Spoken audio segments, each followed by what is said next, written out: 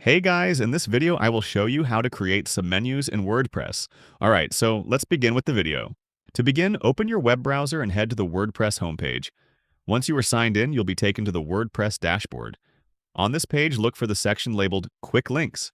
Within this section, click on Edit Site, which will bring you into the main editing mode where you can customize your website's layout and appearance. After entering the editing area, click on the Navigation option. This is where you manage your site's menu structure.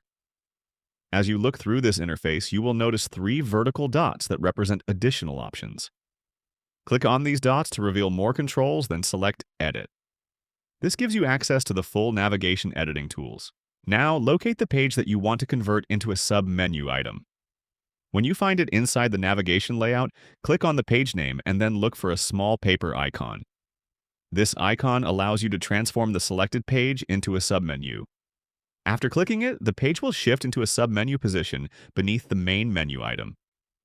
Finally, confirm the change by selecting the option that designates the item as a submenu. Once this is done, your page officially becomes part of the submenu structure, and that's it.